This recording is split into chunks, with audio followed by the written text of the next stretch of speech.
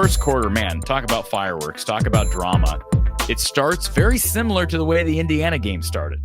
You get a deflection on the first drive of the game for Iowa, ends up in an interception. Great play by the Penn State DB. I would qualify that as a drop by Jacob Gill. The ball pops up in the air. It's intercepted at Iowa's 35. Was it the ensuing drive? I don't have that in my notes. Gronkmeyer converts the 4th and 4. I think that was the ensuing drive, was it not? I couldn't help but feel, Corey. It seemed like every possession had 3rd and 3. 3rd and 3. Yeah.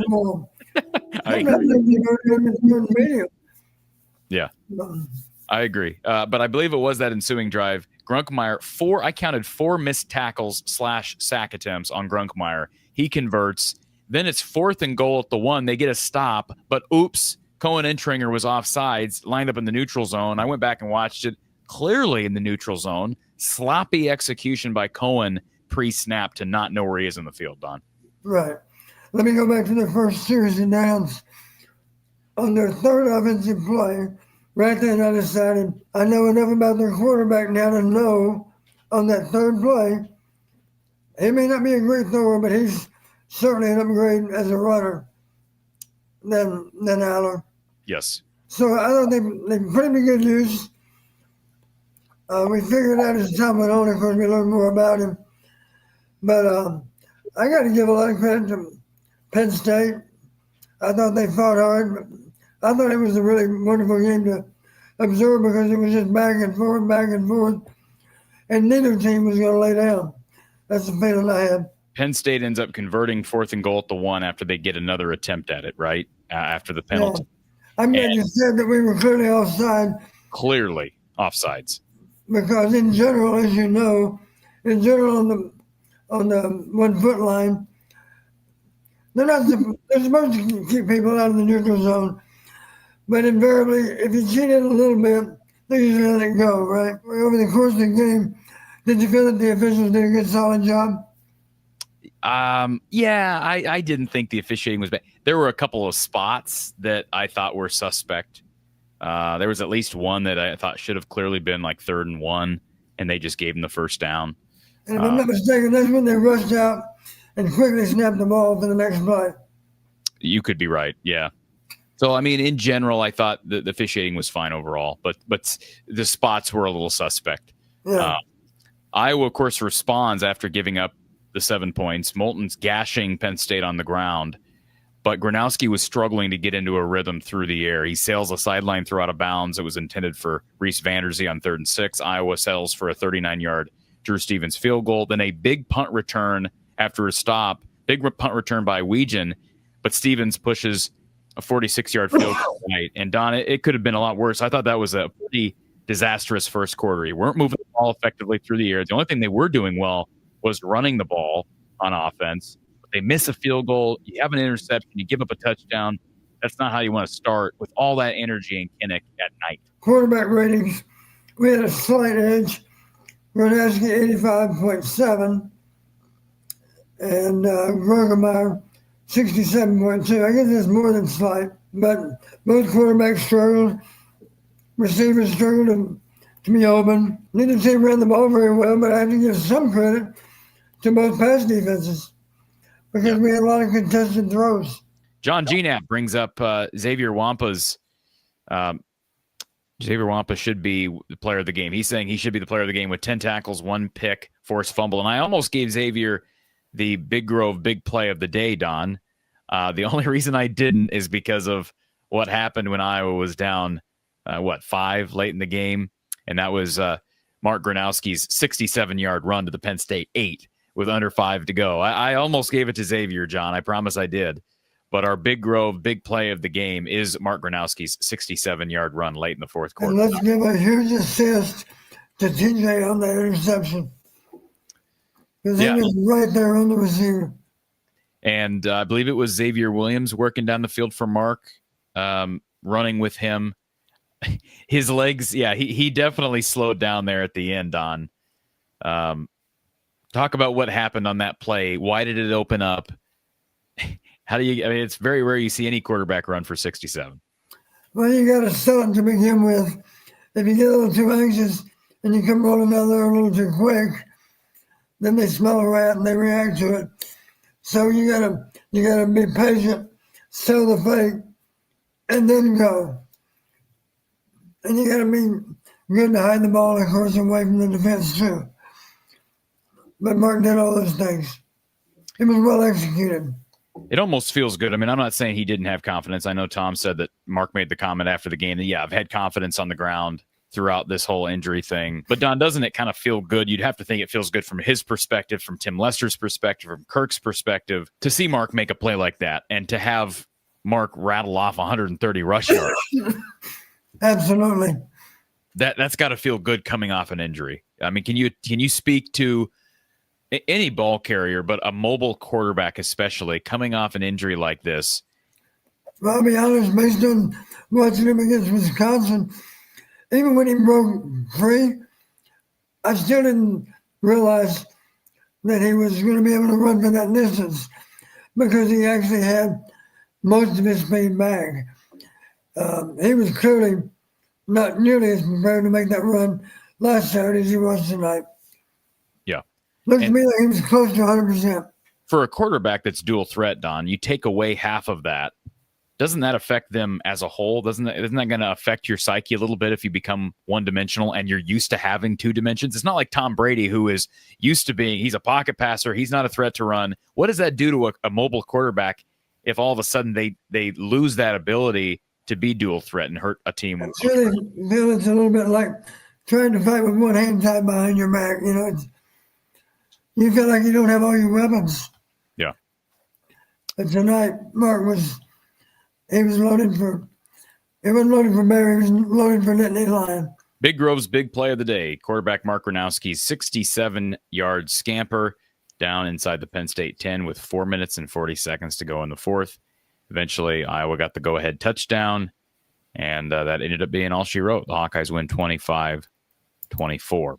Erica Goldberg would be interested in knowing which key analytics we won tonight. She also wants a Hayden Fry story before bedtime. So, Don, we'll try to get to the Fry story. I'll make a note here, but Don, give us some key analytics and who won the key analytics tonight. Well, you'll find this interesting. One of the things I routinely do, you have the Big Ten analytics that cover all the games that are played. Prior to this weekend, we had played 28 games in the Big Ten, talking about Big Ten versus Big Ten. So we have those analytics, which are nice to know. Incidentally, that prediction model from last year is at the same 96% level right now as it was a year ago. Right now in the 28 games, there's one tie. Otherwise, the record is 26-1. Only one exception game out of the first 28 games. So that's good, because that's only 5 parameters, and the rule's pretty simple. You need to win more of those 5 parameters than the other team. And as we've discussed, Corey, if you know what they are, it gives you a better chance to win them, right? Because you know what's important. But here's where it gets interesting.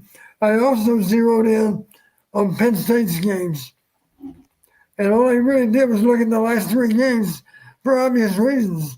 A loss, and a loss.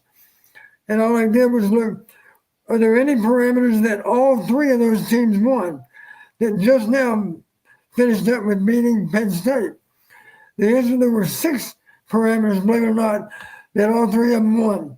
And what made it interesting, all those parameters that were in that category were parameters that related to old-fashioned football. Let me give you an example of what some of them were. One of them was rushing attempts. One of them was turnover margin. All 3 of them were only +1, but all 3 of them beat Penn State on turnover margin. One of them was first downs. One of them was time of possession. What's left? I can't remember. I don't have them in front of me. But that gives you an idea. So my point in summarizing it all 3 teams have one thing in common. They used an old-fashioned recipe to beat Penn State. And to put it into words, run the ball, protect the ball, and do a good job. I don't know what the other one was. Total number of plays. All 3 of them snapped the ball more times than Penn State offense. And then last but not least, get them off the field. Now, we didn't do a great job of that. They converted really well on critical downs against us, it seemed. Third down conversions, they were 8 for 20. I'm combining them third and fourth down. 6 for 16 plus 2 or 4. 8 for 20, 40%. That's pretty good because any number of them were medium and long. We were 4 for 10. No fourth downs, all third down. 4 for 10. So on paper, we were a push. We were more than 40%. Jet Pilot says, sorry if this was covered. I just got home from the game watch. Why was Mark overthrowing his passes down the field? I don't have a good explanation because it is his left knee that had the sprain. Is that right? I believe so, yes. Yeah, maybe it's got something to do with that. You hear me say, the best way to overthrow is typically to overstride. So, when you push off your back foot, obviously you step with your front foot, with your lead foot, right? Yeah. But if you overstride, the tendency is to overthrow. And also, for that matter, if you understride, the tendency is to underthrow. So, kind of hard to imagine that was the reason. I want to give assign some blame to our inaccuracy tonight, to the wind, because the wind really did adjust a little bit, and it was blowing. I think most quarterbacks struggled a little bit because of the wind. I thought it was actually a pretty decent called game. I just thought that Leicester did have PSU not necessarily guessing, but just with the misdirection, especially having Caden in motion in the backfield, it was kind of messing with how PSU was filling gaps. I just thought that they did a pretty good job. But also Kamari Moulton, can we give that kid a ton of credit? He's running super hard, great vision. Just running phenomenal right now. To your point, Vincent, Kamari Moulton, phenomenal. I just think he's clearly their best back. Oh, there's gotcha. a reason why he was their top back heading into the season. I know he got hurt. And, we don't know what he would have been last year had Caleb Johnson not come on the way he did. But remember, he was atop the depth chart heading into 2024. And everybody was like, yeah. Oh, Corey, you were an idiot for saying he was on the depth chart. He was at the top of the depth chart last year.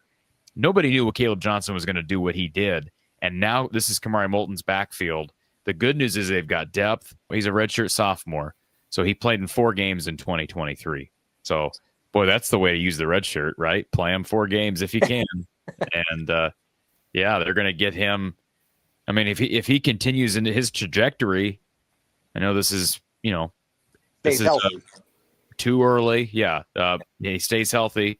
He's a little undersized, Don, at 5'9". Right. But he can play in the league. I mean, he doesn't run 5'9". That he just the ability he has to squirt through holes. It's impressive. And I'll be honest with you, at the start of the season, I'm like, well, I'm kind of curious who anybody else behind Kamari might look like. I just wasn't sold on him yet, but man, has he proved me wrong. Bounces did not go away this game, but Iowa still found a way. And I think with Mark Gronowski, is he 100%? No, but he looked a lot better than he did last week.